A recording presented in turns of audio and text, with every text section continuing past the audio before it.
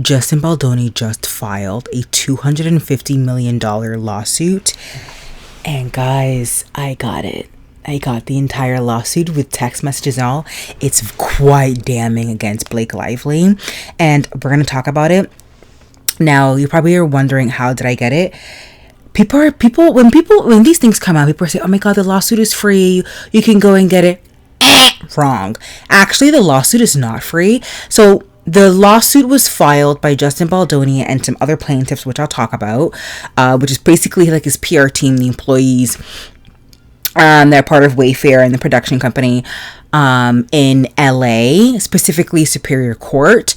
And so I keep in the back of my mind, I'm like, okay, people keep saying like, oh my God, the lawsuit is completely, accessible to people of members of the public. So I go on there and I Google it, and I'm not able to get the actual lawsuit. So the records are available online, but you have to pay for it. So I found the online database of the LA Superior Court. So I then Googled the Justin Baldoni, Blake Lively, and then it came up.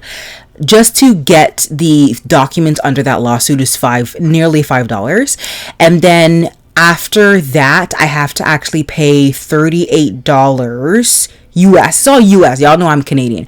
US dollars to then get the entire 78-page lawsuit, which is what I got, right?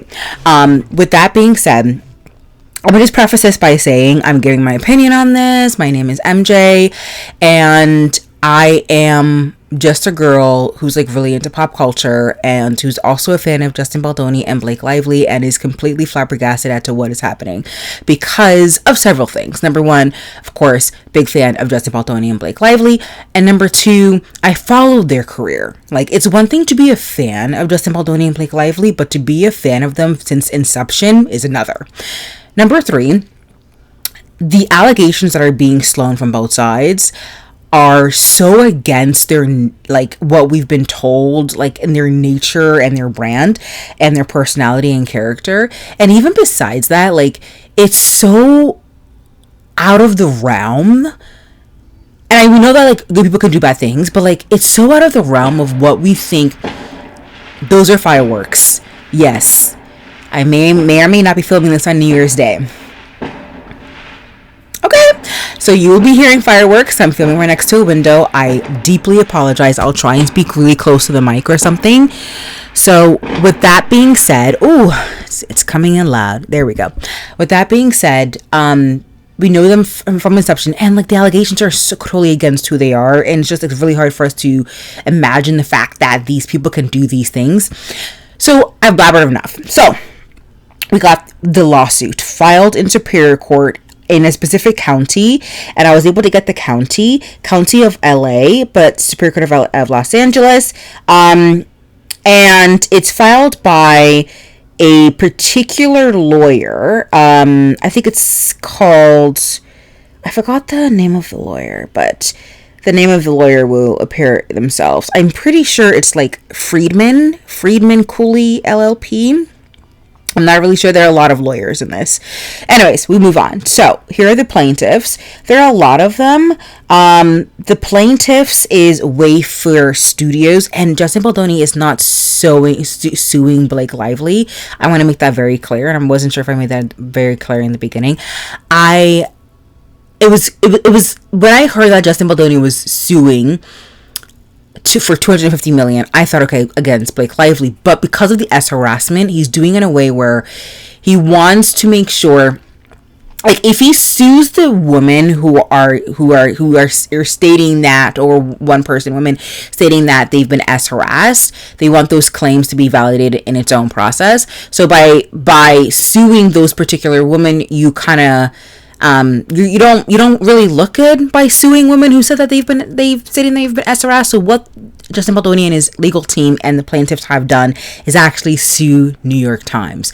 Remember when I said, and we'll go through the lawsuit. We'll go through. It's a lot to talk about, so buckle up.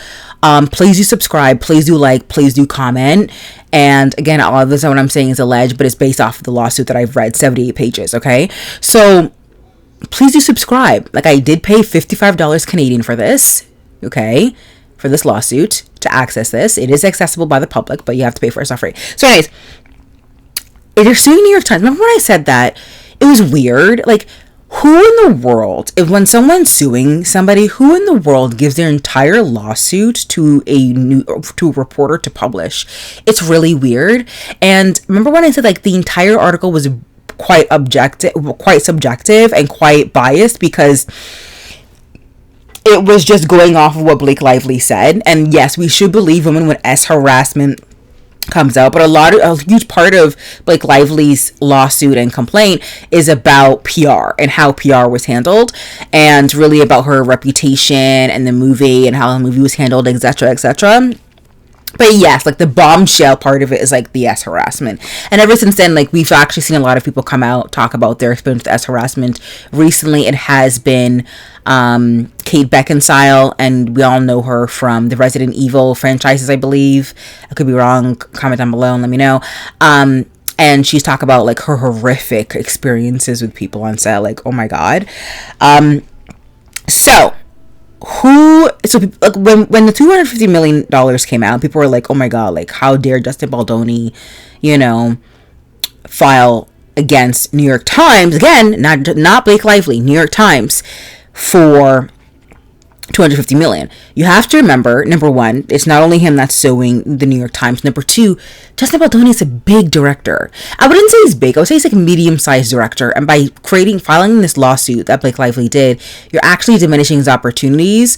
And so I also read in the lawsuit, apparently he's directing Pac-Man. I don't know if you guys knew about that, but Pac-Man movie coming out, he's directing it. Now, because of this lawsuit, people could be saying that people could fire him and all these things. So we don't really know what's going on behind the scenes. So here are the other plaintiffs that are suing the New York Times. Wayfair Studios. And we have Justin Baldoni, of course. Jamie Heath is the individual who's co-owner of Wayfair Studios, I believe. We have Steve Sarowitz, Melissa Nathan, PR, the agency group, PR, Jennifer Abel, PR, that type of like people. RWA Communications, again, I think it's the communications team, PR. California Limited Liability Company, Jed Wallace, don't know who he is, Street Relations, PR. California corporations against the New York Times Company, New York Corporation, and does 1 through 100 inclusive defendants. I don't know what that means. So, this was filed December 31st, 2024. I may or may not be filming this on January 1st. Leave me alone, okay? I thought, like, I'm this is how obsessed I am about the drama. We're gonna go into it. There's a lot, and it looks bad for Blake Lively.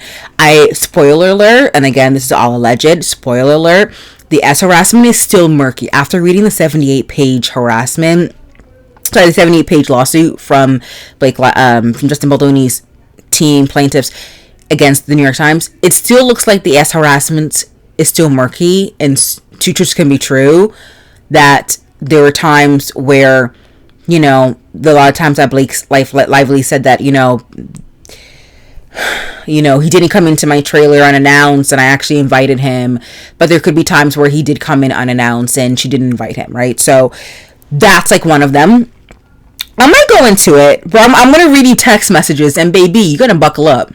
Get your tea, get your snack, get whatever you need to do, because I'm telling you right now, it's going to be a doozy, and you will be hearing parties, my family voices, fireworks. I apologize in advance.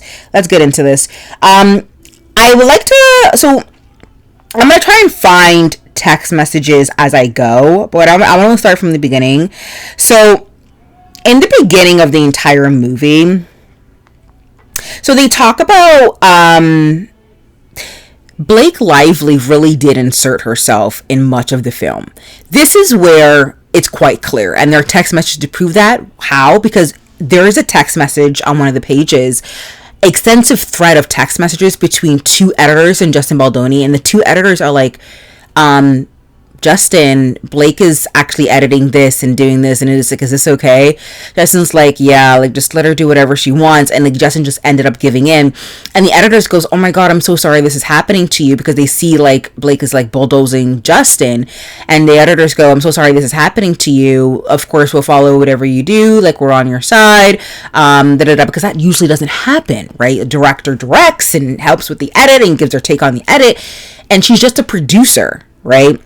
But it looks like she bulldozed her way in producing. So let me give you their take on things. And it is their take technically, but they do have text messages of all of this. So it's like, and that's why, like, when I first got the complaint, I read the text messages first before I read anything else, because the text messages are the hard proof. And sure, there are instances where you could definitely fabricate text messages, but those text messages will have to definitely come out in mediation, settlement, trial, whatever, right?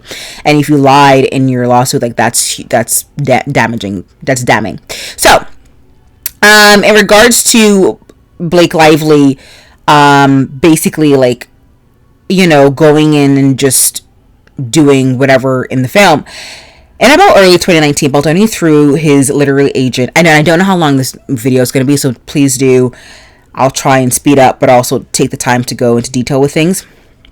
So, Baldoni, through his literary agent, contacted the author of the book on which the film is based. So, a big thing to understand is that, like, Justin was finding it weird that people from the cast was isolated from him, because even like the author of the actual book, because Justin Baldoni developed a 5-year relationship with the author of It Ends With Us, and they basically lay that out. So he got the rights of the book, he did this and he did that, right? Blake Lively was granted executive producer, okay, and the executive producer credit, a title often associated with talent of her stature. Wayfair, again, for the production company that Justin Baldoni owned, did not request that Lively contribute to the film in any capacity beyond her performance and this credit.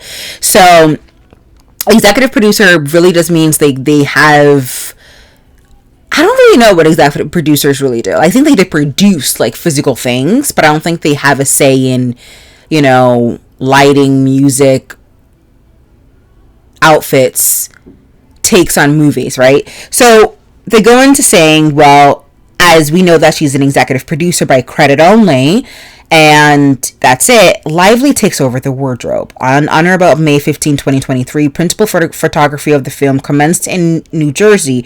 During pre-production, Lively began to assert control over aspects of the film beyond her role as an actor outside the scope of her contractual entitlements. While lead actors are sometimes granted approval over general look, right? If the director's like, I want to crop it in jeans, right, then Blake Lively can choose what crop top, right? So for example, like a general look of the on-screen character, this authority typically does not include full control over the wardrobe decisions without input from the director and producers. Nevertheless, Lively overstepped these boundaries, sidelining the production's costume designer, a seasoned professional with a long-standing working relationship with Lively. I'll read this again. Nevertheless, Lively overstepped these boundaries, sidelining the production's costume designer, a seasoned professional with a long-standing working relationship with Lively. That's a witness right there in this entire thing. That production costume designer will be called as a witness. Ignoring the director's vision for her character and disregarding the weeks spent by the entire team shopping and thoughtfully crafting her wardrobe in preparation for filming, Lively would spend sent hundreds of images to the film's costume designer during all hours of the evening, pointing them in the direction of the appearance she wanted for her character. The costume designer then had to reshop her entire wardrobe for exceeding the budget, time, and resources. At one point, Lively insisted that her character had money and could afford $5,000. So it was quite clear that the costume designer and Justin Baldoni and the team thought like this girl wasn't a girl who came from money, but Blake Lively is like, no, she came from money and she can afford $5,000 worth of shoes. So Blake Lively bulldozed her way through the the costume. And like we heard that all throughout the marketing of the movie and the interviews. So she'd be like, oh my god, like I got that jacket from Gigi, these sparkly boots were mine from my closet.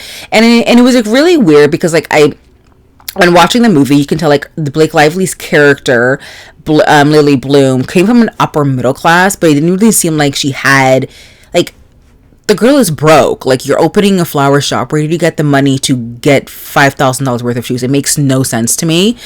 So that happened.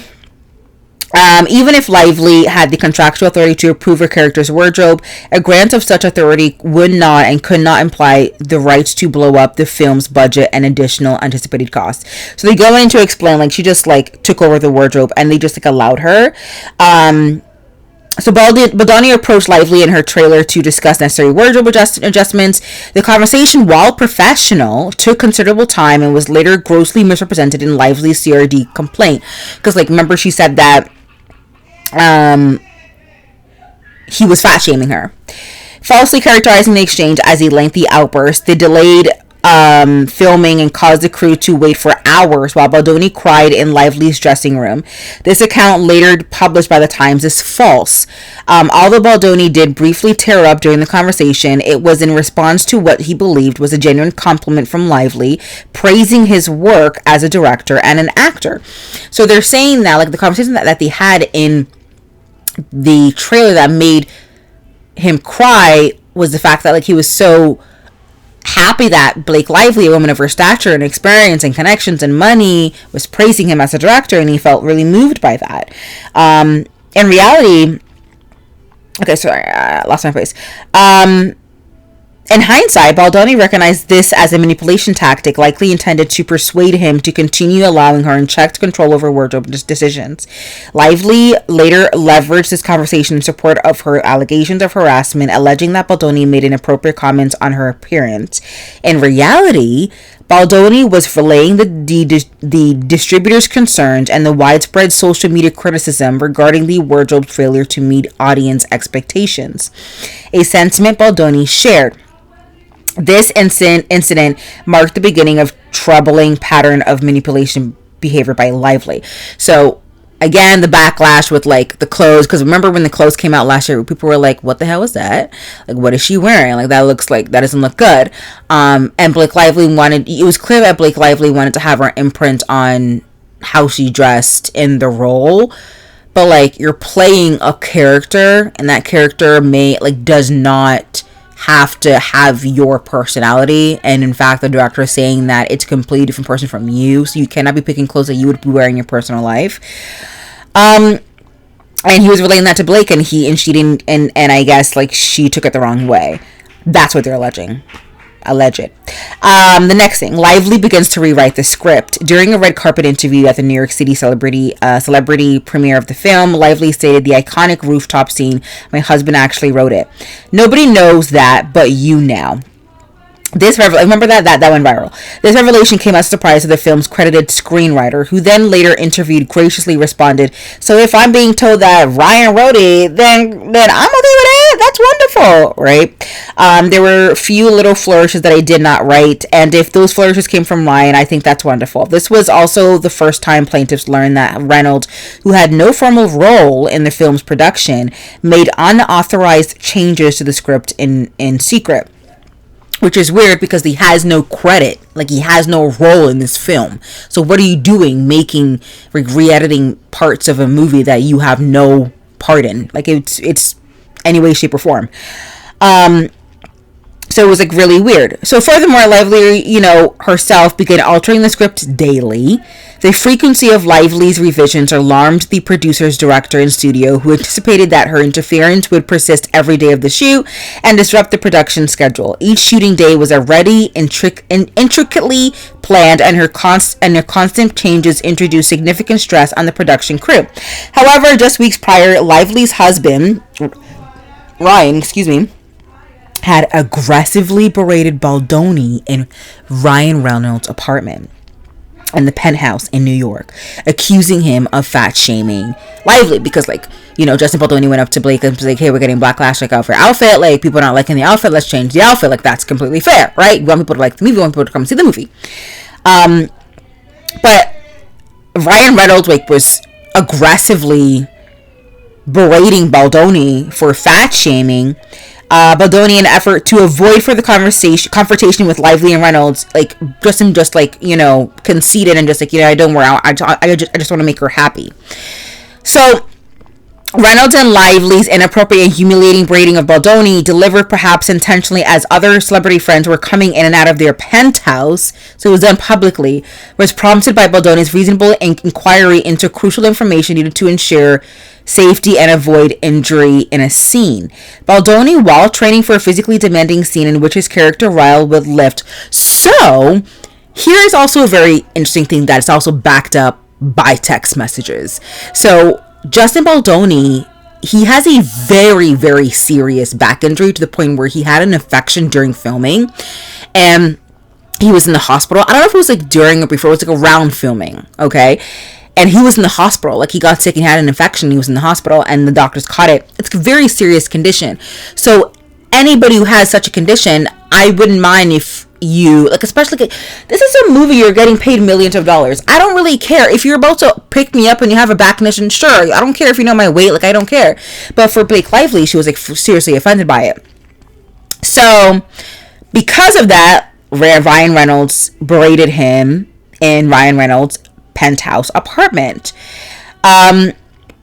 Lively threatened to quit the production altogether despite her contractual obligations. Lively gave Baldoni an ultimatum to either cast someone else or work with her in the way she works. So it looks like this is how Blake Lively works. She needs to be in control in whatever she wants to be in control of, and you cannot be in her way, allegedly. Okay? It was her way or the highway. Recasting would be detrimental to production, which would make sense because Wayfair is not a big production company. It's a small to medium production company who is scaling and growing, and, you know, so if they rehired somebody, it would have meant a lot of money lost. So severe Wayfair, so it would be detrimental to production, sever Wayfair's relationship with Sony and cost millions. So Sony got on board, I'm guessing because of Blake Lively, but Sony, like, all throughout this lawsuit, which I don't understand as to why Sony is not involved in any of these lawsuits, but Sony is actually a big support of Justin and also a big support of Blake Lively. And that's clear. To highlight the efforts of masterful gaslighting, Baldoni and Wayfair also truly believe that in effort to save herself from the backlash of being recast, Lively could leak that she felt fat-shamed by Baldoni, which he thought would ruin his career. Notably, it appears he was not wrong, and despite his efforts to do everything, you know, that ended up happening. So, beyond the script revisions, Lively extended her influence over the films in other areas, frequently challenging decisions and inserting control. She not only rewrote her own dialogue, but also made unilateral changes to other characters' lines, effectively altering the script on a broad scale. This pattern of interference continued to disrupt the production's process. Over the months leading up to the film's release, Lively and her collaborators consistently scrutinized interactions with Baldoni and employed tactics that fall squarely within the definition of gaslighting. It's actually insane what's happening. This is like, it's so crazy to me. We're gonna move on. So that's that. And there's text messages to prove it because, like, again, there are two editors that are on the movie, and they're constantly asking Justin, it's okay that Blake does this, Blake wants to do this, Blake wants to do this, Blake actually wrote an entire scene, is that okay? And Justin's like, yeah, sure, yeah, just make her happy, whatever. Moving on. Lively sets the stage for coercion by drafting a protection letter that intentionally misrepresents the nature. So, you know, like, the entire, like, list of, like, harassment things and that it was said or done allegedly by Justin Baldoni. So Justin Baldoni and the lawyers are saying that that's when they came to that apartment, that was the first time they saw that document. But the problem is, in the actual lawsuit filed by Blake Lively against Justin Baldoni, they signed it. So I understand as to why this is your first time seeing and you're not really aware. And on the topic of S harassment, which I'll bring about, they're saying that there weren't, like, there was only one S harassment complaint on set. And people loved Justin Baldoni, and that's what the lawsuits, that's what they have evidence over text saying, that like a random guy, random guy in a crew like filed an S harassment complaint, like completely random, in regards to somebody else, not in regards to Justin Baldoni. So there's that, but they're saying too, and we'll get to like the PR side of it too, that Blake Lively was the one who actually planted false S harassment stories against Justin Baldoni at the beginning of the PR campaign, and then Justin Baldoni's team actually ended up being the defense, not the offense. And there's evidence of this. It's so crazy, guys. Like, oh my god. So let's start this. So from mid-June to early November 2023, production was suspended due to, the strike, right? The actor strike, yada, yada, yada. The same day, however, Wayfair received an unsettling and unexpected email from Lively through her counsel. Oh, they got it through an email. I thought it was when they were berated by Ryan Reynolds in the apartment. It was by email. Oh, yeah, that makes sense. Yeah, I remember. They said, the only way that Blake Lively would continue if you actually, agree to all these demands. Though Wayfair disagreed as to the basis for requesting these conditions, the terms were agreeable and some were already in place. For example, Lively demanded that an intimacy coordinator be present at all times. Ooh, this one's a good one too. An intimacy coordinator be present at all times. Oh my god, like, why am I losing my focus? On set. In fact, the intimacy coordinator had already been engaged during the first half of production. So let's talk about the intimacy coordinator. They also have texts that show Justin Baldoni actually hired an intimacy coordinator. And not just like any text, a text between Justin Baldoni and Blake. That literally, because I memorized it, like looking through it, there's a 78-page thing. I can't do it, but I memorized it. Justin goes to Blake in the text, "Hey, Blake, I hired an intimacy coordinator. Like, we should meet up with her before filming." Blake goes, "No, I'm good, thanks." So Blake doesn't meet up with the intimacy coordinator. Only Justin Baldoni does, right? Obviously. So the intimacy coordinator then talks through all of the SCX romantic intimate scenes with Justin Baldoni, and then relayed what the intimacy coordinator said to Blake Lively. In fact, remember in the complaint that Blake Lively said that Justin Baldoni wanted to add more romantic, intimate scenes, but there's text messages showing that the intimacy coordinator, there's no text messages inside the complaint proving that specifically, but there's text messages proving that Blake Lively declined the intimacy coordinator. But they're saying that the intimacy coordinator actually was the one who wanted to add more more romantic intimacy scenes, not Blake Lively. If they're saying that, then the intimacy coordinator can be called in as a witness. Oh my god, it's not looking good for Blake Lively, right? So just like they said, it was she who refused to meet with the intimacy coordinator to plan out scenes, putting Baldoni in the awkward position of meeting with the intimacy coordinator alone and later relaying sex scenes suggestions to Lively in the intimacy coordinator's absence, not only defeating the purpose, but resulting in accusations by the Times that before shooting began. Because again, this lawsuit is not really against Blake Lively, it's against the New York Times. And the legal team is so smart in doing this, because I do agree it was really weird. Again, the reporter got this lawsuit just like filed at this huge hit piece without even investigating on any of the things in the lawsuit, and just saying, you know what I mean? Like, at least, because they're saying, Justin Baldoni, that the reporter who wrote this and the New York Times who approved it, the editor who read the article and then published it, all of that jazz, did not do an investigation. And there's a lot of receipts. There are a lot of texts. So, yeah. Here's a text right here that talks about like Blake declining. So Justin literally goes, just hired an intimacy coordinator who I love. Will set you up to meet full time with her next week for intro. Blake goes, I feel good, period. I can meet her when we start, happy face. Thank you though. Then Justin goes, just FYI, just wanted to tell you about this. It seems she doesn't want to meet the intimacy. I don't know who. Yeah. So there was another female producer, and so Justin Baldoni told the female. So there's like witnesses to all of this. So Justin told the female, another random female producer, Blake doesn't want to meet with the intimacy coordinator, and this could affect the workflow. And the female producer goes, that's fine. If she doesn't want to meet her now, you'll just have to work her through what you and her are thinking. You and the intimacy coordinator are thinking. So, damn, it does not look good for Blake Lively, y'all. So we're going to continue to the next part of all of this. Okay, so the next part, remember when Blake Lively kept saying that, like, oh, Justin Baldoni would go to her and, like, random people on the cast and say, like, oh my god, you're sexy, or that's hot, like, things like that?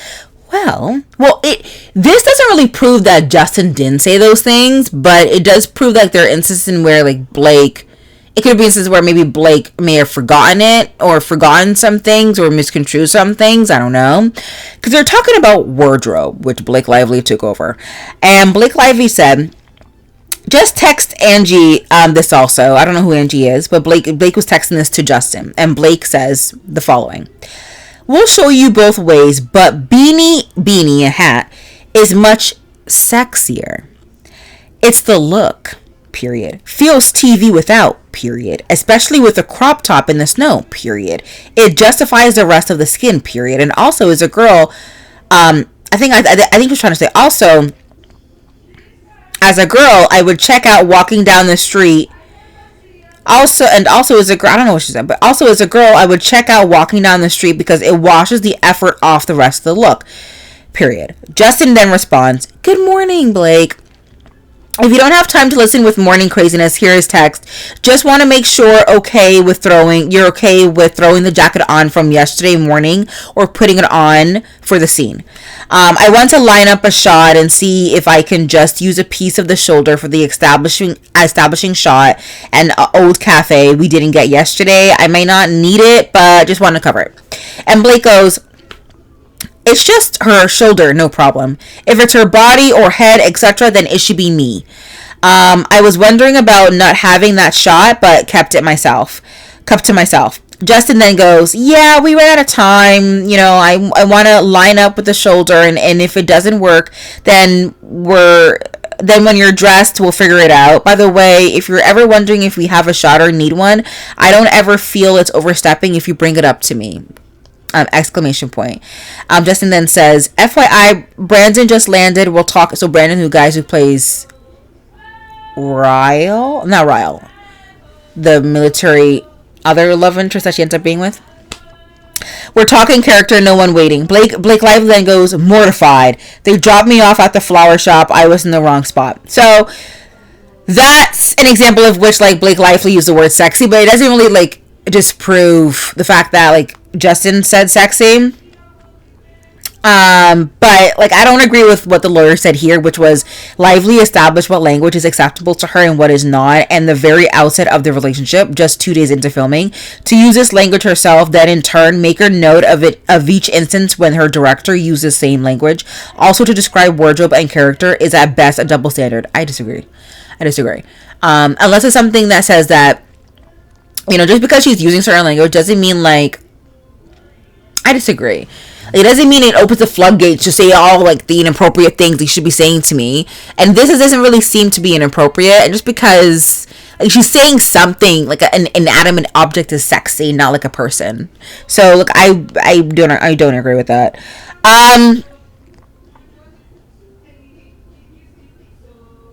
Oh, the pumping. So remember when Blake Lively would say, again, this is where I'm saying, like, the SR harassment still hasn't been proven to me, in my personal opinion.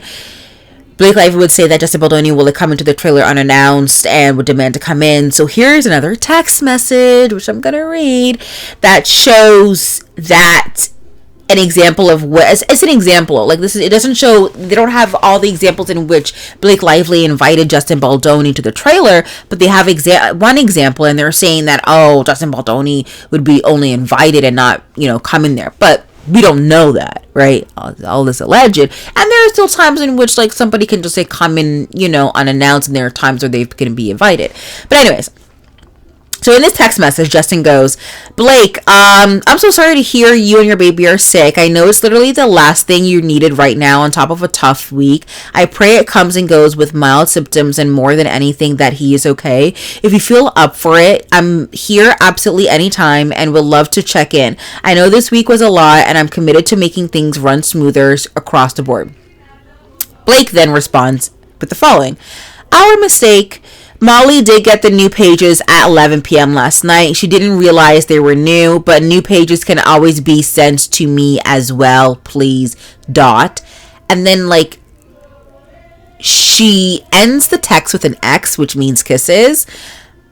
But I don't know any adults who honestly do that. But they don't do X, but they do, like, have a good day, hun, or they'll be like, bye, love. Like, there are different forms of that, but it doesn't mean, like, again, I don't like what the lawyer's kind of like insinuating here, but I guess they're trying to insinuate it's a very, like, relaxed type of, like, working language where it's very informal, I guess. But anyways, Blake Lively goes and continues, I'm just pumping in my trailer if you want to work out our lines. And Justin goes, copy. Eating with crew will head your way. Head that way. Blake Lively goes, take your time.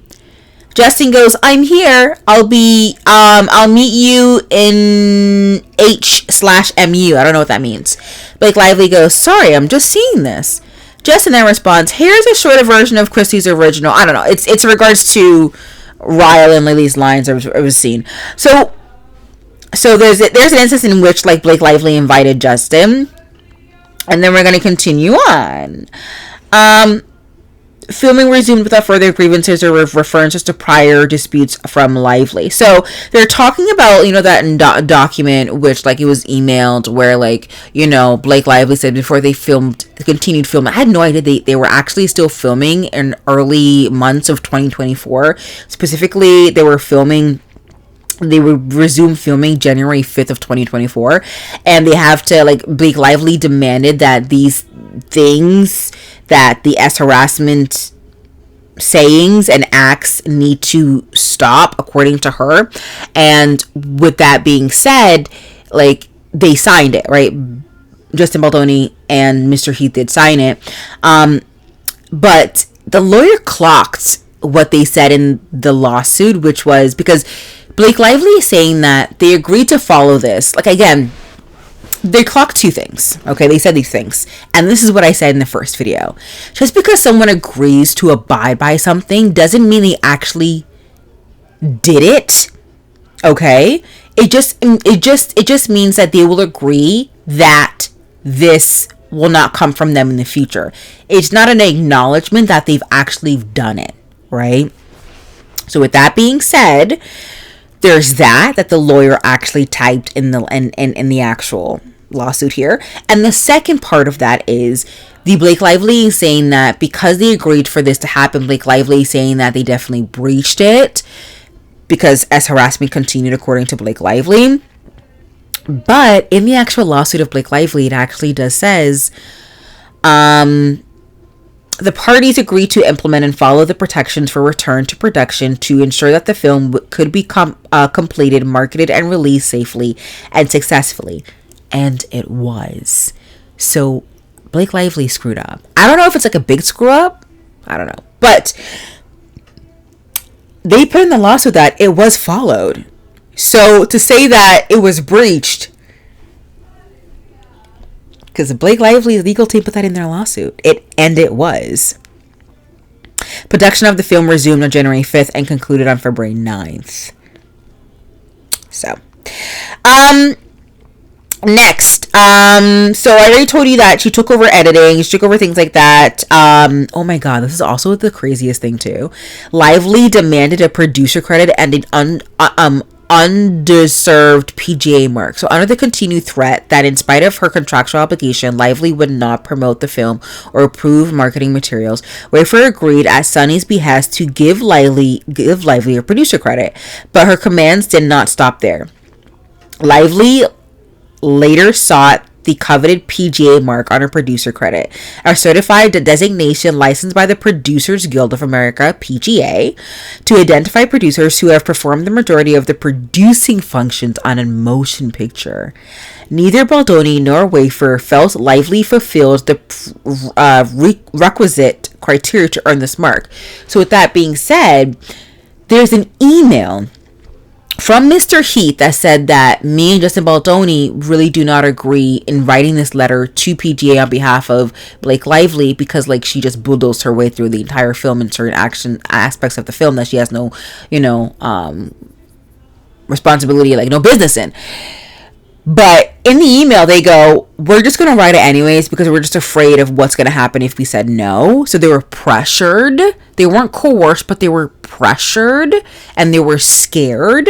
So they wrote the letter anyway, which is actually the craziest things. So after filming, now we go into the PR. Now we go into the marketing. So let me just sum up, because, oh my God, I've been doing this for 40 minutes now. Basically, they started filming and Justin started marketing and doing the PR. Justin was basically pushed out of it all. It was quite clear, like all of the marketing visuals and interviews were done without Justin, and Blake Lively just pushed Justin Baldoni out of it. And here's what everybody's like, oh my God, Sony told Blake Lively to market it that way. But Sony was okay with Justin Baldoni just talking about the effects of SV and, highlighting SV victims. If Sony is okay with Justin Baldoni talking about that, I'm pretty sure Sony would have been okay for Blake Lively talking about that. I honestly believe that Blake Lively had, if Blake Lively, it's quite clear Blake Lively has all of this control and power. She could have told Sony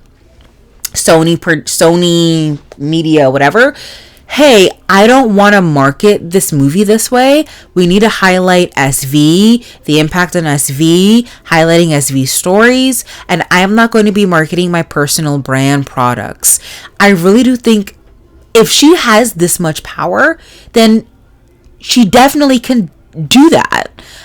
She could have done that, and Justin Baldoni was able to do it no problem. So I don't really understand as to why she didn't do that, because it made her look crazy. So we're going to continue, and I'm going to read out what exactly happened, consistent with her pattern of vindictiveness. The lawyers are so oh my Lord, the lawyers are out for blood.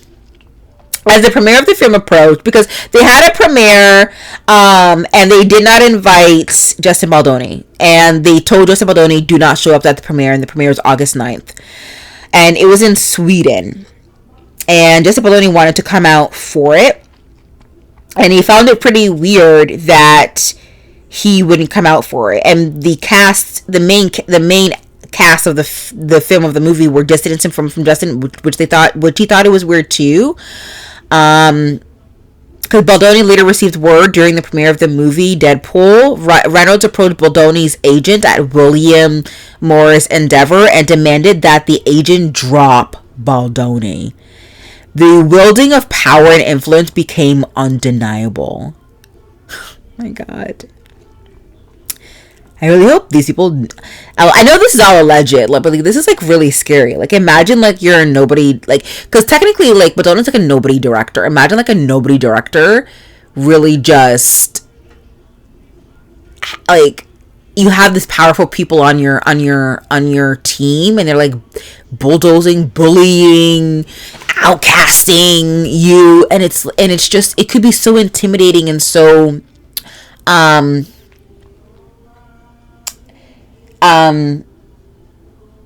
you're just like left with no power. What's that word? I don't know. It's, guys, it's really late. Anyways, so I continue. So Lively systematically excluded Baldoni because the agency refused to drop him. So they excluded Baldoni from the promotional and marketing effort of the movie, which included the premiere in Sweden and the marketing plan created by Lively and Sony, which was her later reference in Lively's CRD complaint agreed to by all. So Baldoni didn't come to the premiere, and it was clear that Ryan Reynolds was also creating marketing promotional campaigns with Deadpool and with the actual movie. Just days before the film's premiere, Baldoni was still unsure if he would even allowed to attend. His family and friends, many traveling from outside New York, were left in limbo, unable to finalize travel plans or book flights. Finally, through Sony, Wayfair persuaded Lively to permit Baldoni and the Wayfair team, along with their family and friends, to attend, though only demeaning and humiliating conditions. Because I remember that the premiere happened and there were two premieres. One theater had Blake Lively and Ryan Reynolds and the rest of the cast, and then the other theater was Justin Baldoni and his wife and his family. So crazy. Baldoni was also excluded from the official celebrity after party, despite it being an event paid by Wayfair. Imagine you paid for an entire party yourself, and you can't step into the party. It's crazy to me.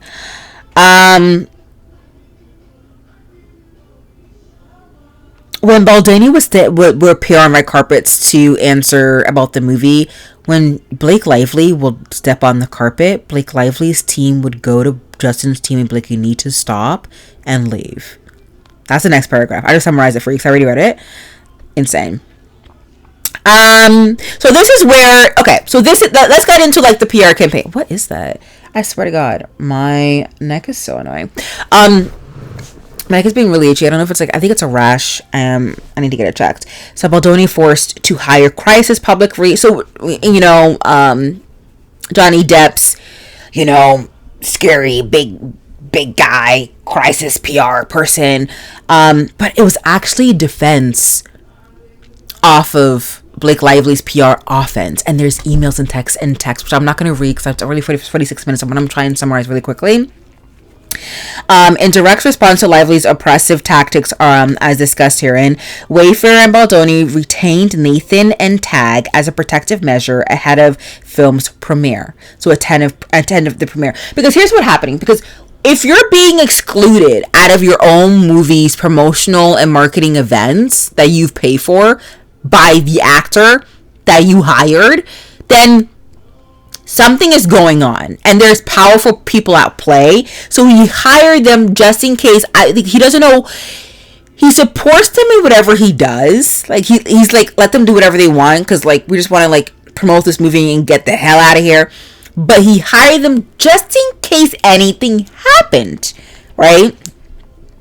So, contrary to the Times portrayal, Tag's engagement focused exclusively on defensive strategy and fact verification. Though, as is standard industry practice, Tag prepared for worst-case scenarios based on Lively and Reynolds' prior behavior. No aggressive tactics, no astroturfing were ever employed, and there were no bots.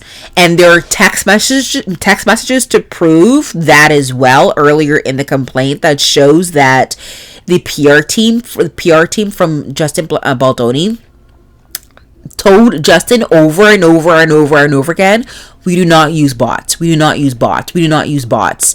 And it would be really obvious if bots were used. Tag maintained this defense position throughout its engagement, verifying facts and correcting misinformation without retaliation, a strategy endorsed by Baldoni and Wayfair in an effort to reprioritize the film's significant social message. Let me just continue. So we have something from Leslie here. So meanwhile, Blake Lively's publicist, Sloan, launched a negative press push against Baldoni as early as August. And that's why Justin hired Tag and Nathan, right? Because there's evidence to show that Blake Lively's PR was actually starting the smear campaign against Justin, and Justin was trying to combat it. And Lively's publicist Sloan was actually saying false things against Justin Baldoni. Okay, Sloan proceeded to feed false stories to the Daily Mail and the New York Post containing allegations that Baldoni was an S-predator. Sloan would also, because remember, they're saying that because there's only a text message from PR of Justin Baldoni that says, and there could be more, but she only wanted to let the reporter know in that text message that I saw earlier in the complaint that the only S harassment that I know of is like this random guy. It has nothing to do with Justin Baldoni, but every single workplace will have like S harassment. Unfortunately, on the production company there was one, but it had nothing to do with Justin Baldoni. I think. I'm pretty sure. I have to read that, but nothing to do with Justin Baldoni. So Sloan proceeded to feed false stories to the Daily and New York Post about him being S predator. Sloan would also play a false story alleging that there were multiple HR complaints during production. This in addition to Sloan weaponizing Baldoni and Wayfair hiring Tag and Nathan. This is what Leslie, which I don't know who this other person is, but yes, please, as thus info and all wrong. She didn't require script runs, nothing to do with this. She produced the film and had a cut. What W2F is going on? The whole cast doesn't like Justin, nothing you do with Blake. And then I don't know who the other person is, but it says, like I said with the reporting, is that there were issues between her and Justin as well as others, and Justin found out difficult to work with. And then it continues with the text messages about stating that I reached out to you on Thursday, yada yada yada, to write this story. I knew early it was going to happen, which is the first time I called you before a movie came out, and trying to prevent any anti-Blake BS. And I did for a minute. It was getting bad for him. He had to hire Melissa. Because Blake Lively's publicists were spreading lies against Justin before that. And you can quite clear, again, Blake Lively is working against Justin Baldoni, so it makes sense for him to get a PR, like a good person to protect him. And then after all of that, and then you have yes, the PR team, again, the PR team for Justin Baldoni did release some articles, and that is quite clear. But again, it was a defense tactic. Okay. Is it raining? Oh wow, it's raining. Let me continue. I have other points here. Let me just quickly go through this. Oh, also the text messages also show that the PR team did not want to do anything anti-Blake. They wanted to do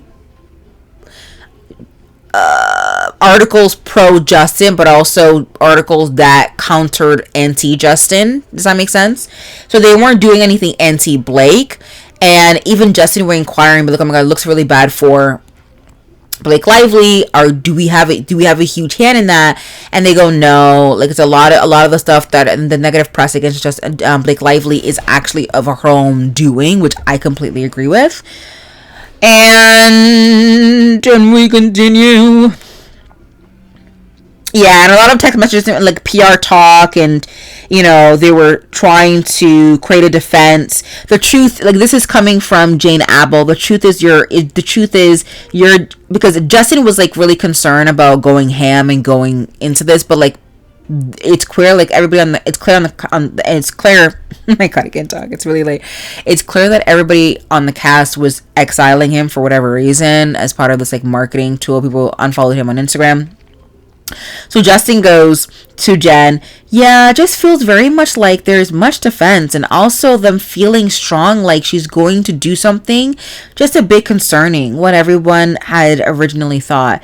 And Jen Abel tells Justin, the truth is your defense, Justin.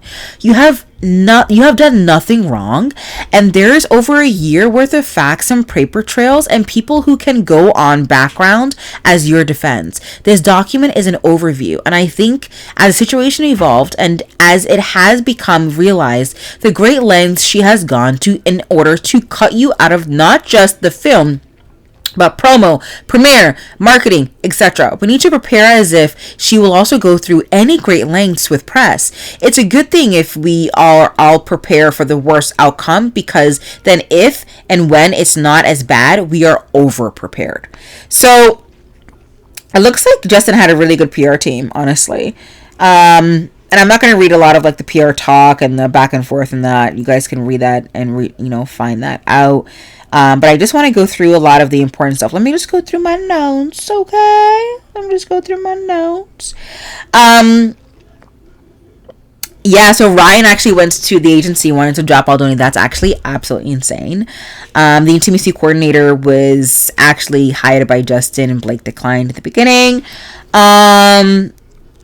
And let's see here. Yeah, I think that's pretty much it. I think I've went through the crux of everything.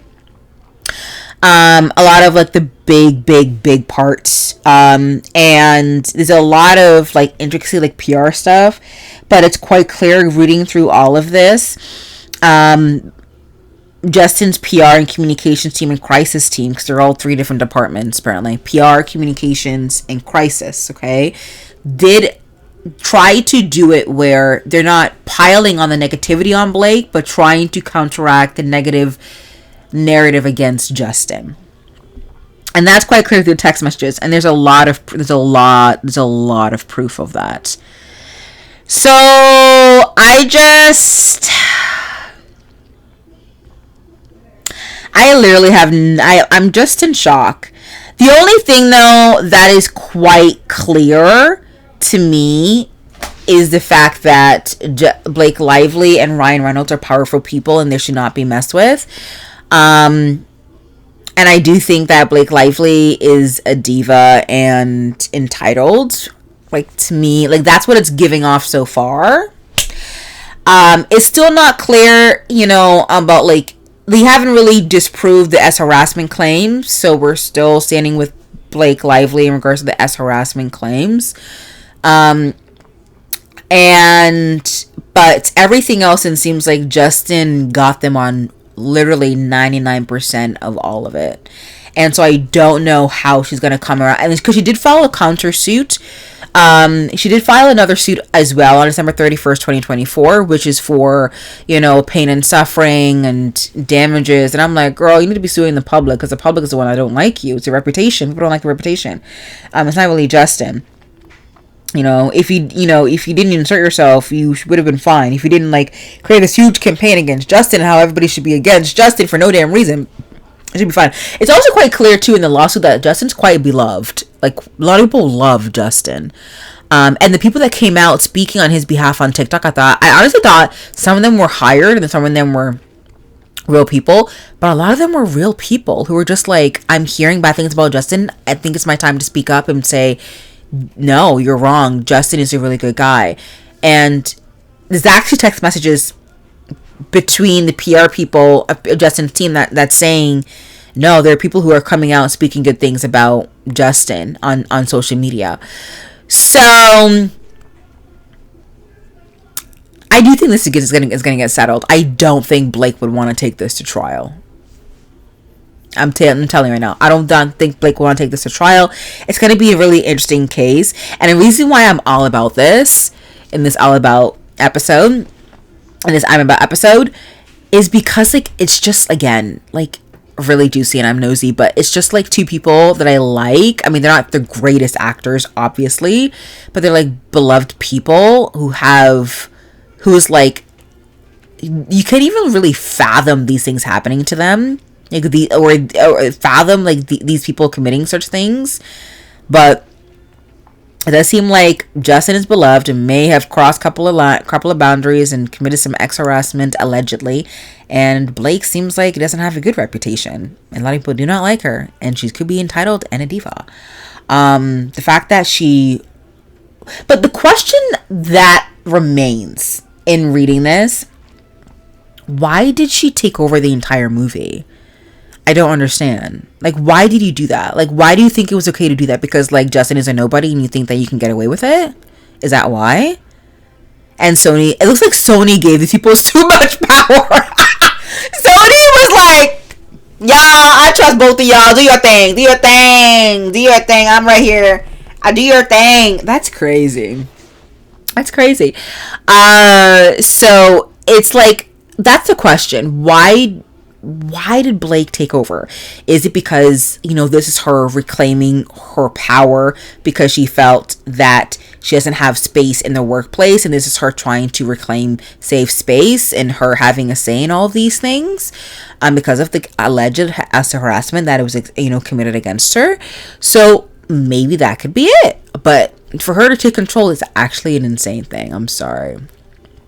And there were editors who can prove that, like the 2 editors who were texting Justin, hey guy, hey boy, Blake's here and she wants to give us an entire, like, edit of the entire movie. Is that okay?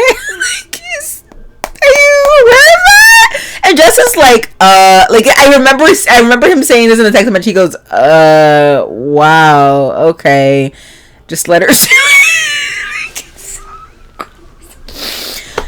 Craziest scenario, y'all. Let me know what you think. I think I've touched about it. There's a lot. I'm sure the new developments will come out, but let me know what you think. It's a long episode, but I think I've went through it all. Like, comment, subscribe. I'm a small content creator. I would like to grow in 2025. The sky is the limit. Happy New Year. Happy holidays. And I'll see you guys in the next video. Like, comment, subscribe. Stay woke and stay healthy and stay safe. Bye, guys.